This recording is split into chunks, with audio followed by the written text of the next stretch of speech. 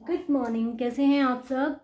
Hopefully आप लोग बहुत अच्छे होंगे और घर पर बैठकर लॉकडाउन के नियमों का पालन कर रहे होंगे और साथ में खूब सारी पढ़ाई भी।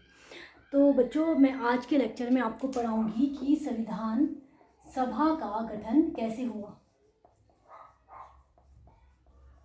संविधान सभा का गठन कैसे हुआ। इससे पहले वाले लेक्चर में मैं जो आपको पढ़ा चुकी हूँ वो मैंने आपको बताया कि संविधान क्या होता है और संविधान के क्या कार्य होते हैं। तो संविधान क्या है? एक बुनियादी दस्तावेज है नियमों और कानूनों का, सिद्धांतों का, जिससे किसी भी देश की शासन व्यवस्था चलती है। तो भारत के संदर्भ की बात करें या भारत की बात करें तो भारत में संविधान सभा का गठन कैसे हुआ। तो भारत में संविधान किसने बनाया? संविधान सभा ने। भारत में संविधान किसने बनाया, ये प्रश्न पूछा जाता है। तो भारत में संविधान का गठन संविधान सभा के द्वारा किया गया। तो अगर मैं संविधान सभा की हिस्ट्री की बात करूं, इतिहास की बात करूं, तो सबसे पहले 1922 में महात्मा गांधी ने कहा कि भारत अपने भाग्य का फैसला स्वयं करेगा। तो कहीं ना कहीं इस वाक्य में यह बात अंतर्निहित थी कि भारत अब अपने नियम कानून स्वयं बनाना चाहता है। इसके बाद 1928-29 में नेहरू रिपोर्ट में भी संविधान सभा की बात की गई। 1940 में अगस्त प्रस्ताव में भी संविधान सभा के गठन की बात की गई।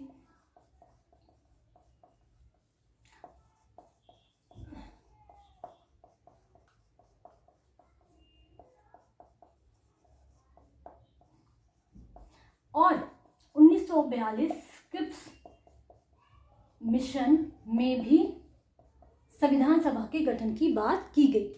लेकिन अगस्त प्रस्ताव और क्रिप्स मिशन को कांग्रेस और मुस्लिम लीग, इन दोनों ही राजनीतिक दलों ने या दोनों ही संगठनों ने क्या कर दिया, इसकी जो सिफारिश थी कि संविधान सभा का गठन किया जाए और संविधान सभा कैसी होगी, जो भी इन्होंने प्रस्ताव रखा उसको कांग्रेस और मुस्लिम लीग ने कैंसिल कर दिया। इसके बाद आता है 1946 में, मई 1946 में कैबिनेट मिशन।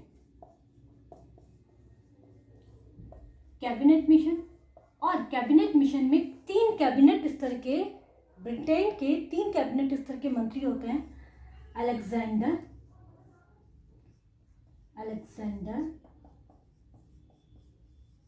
पैट्रिक लॉरेंस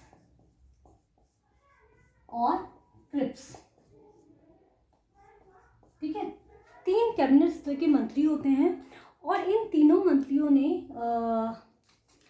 एक कैबिनेट प्रस्ताव, एक कैबिनेट स्तर का एक सुझाव प्रस्तुत करते हैं ये लोग, और ये संविधान सभा के लिए एक अपना सुझाव देते हैं, जिसको कि मुस्लिम लीग और कांग्रेस दोनों ही स्वीकार कर लेते हैं। मतलब कि जो भी ये कैबिनेट मिशन अपनी संस्तुति देता है उसको मुस्लिम लीग और कांग्रेस मान जाते हैं। बात समझ में आ गई? अब एक संविधान सभा का गठन किया जाता है। तो संविधान सभा का जब गठन किया जाता है तो इसमें टोटल, इसमें सदस्य संख्या कितनी होती है? 389। मतलब कि संविधान सभा में जब संविधान सभा का गठन होता है उस समय संविधान सभा में सदस्यों की संख्या होती है 389। ये कब की बात है? पहली बैठक होती है 9 दिसंबर 1946 को। ठीक है, 1946 को संविधान सभा की पहली बैठक होती है, जिसमें कि इसमें सदस्य संख्या 389 निर्धारित की जाती है। 389 में से 292 सदस्य ब्रिटिश प्रांत से होते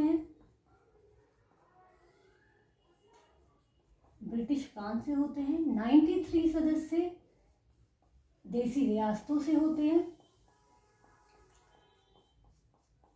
और 4 सदस्य कमिश्नरीज से होते हैं। ठीक है, तो जो ब्रिटिश प्रांत है, मतलब जहाँ पर डायरेक्ट जो जिनका शासन जो है ब्रिटेन के द्वारा चलाया जा रहा था। देसी रियासतें मतलब जहाँ पर राजा के माध्यम से जो ब्रिटेन की सरकार थी, अंग्रेज सरकार थी, वो शासन चला रही थी। और कमिश्नरीज मतलब केंद्र शासित प्रदेश। ठीक है, तो 9 दिसंबर 1946 को ये पूरा आंकड़ा होता है, ये पूरा डेटा होता है। इतने सदस्य हैं, इससे इतने हैं, ब्रिटिश प्रांत से 292 हैं, देसी रियासतों से 93 हैं और कमिश्नरीज से 4 हैं। अच्छा, 9 दिसंबर 1946 को डॉक्टर सच्चिदानंद सिन्हा को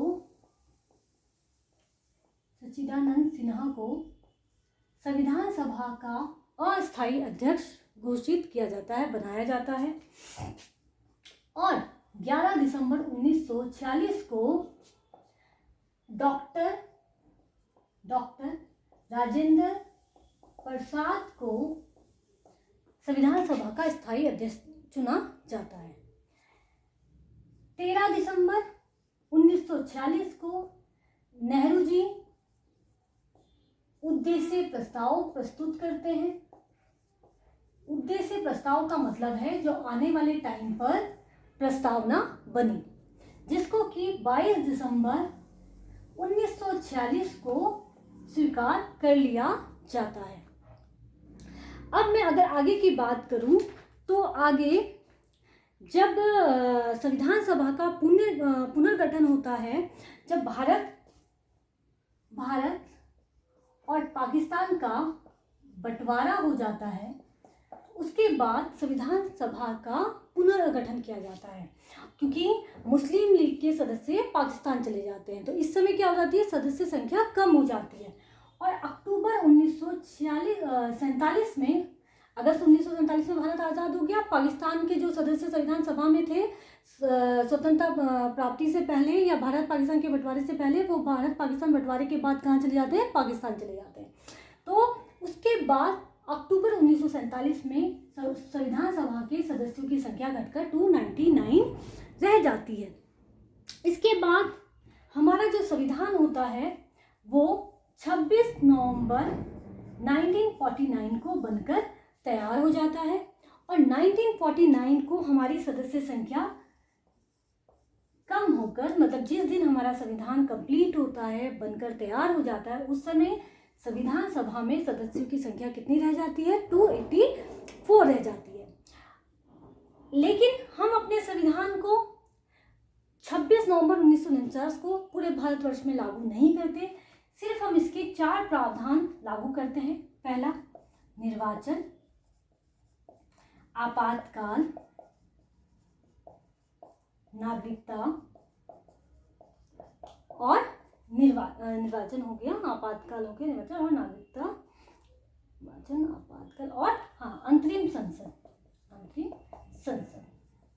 तो सिर्फ इन्हीं 4 प्रावधानों को हम 26 नवंबर 1949 को लागू करते हैं। बाकी सभी प्रावधान हम 26 जनवरी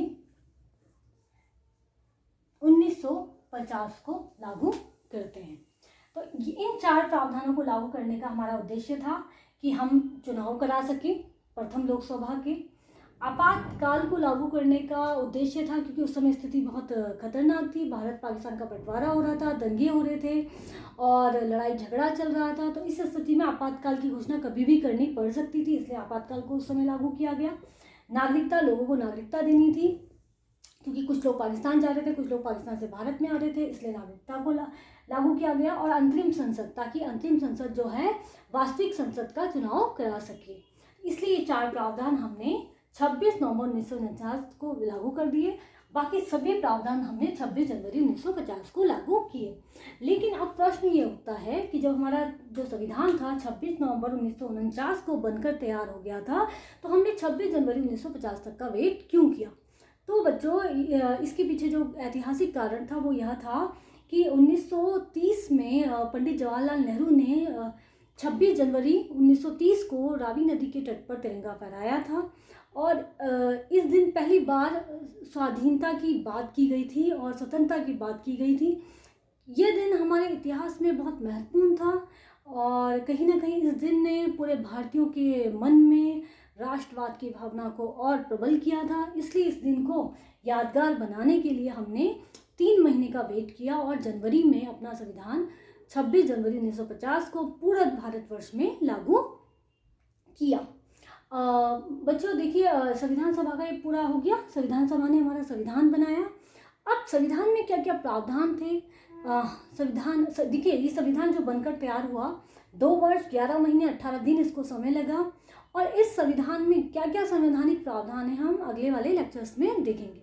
थैंक यू। अगर आपको लेक्चर समझ में आ रहा है, पसंद आ रहा है, तो आपको शेयर कर सकते हैं अपने दोस्तों के साथ। और इस चैनल को सब्सक्राइब कर सकते हैं ताकि आने वाले लेक्चर्स का नोटिफिकेशन आपको स्वतः ही मिल जाए। Thank you so much. धन्यवाद।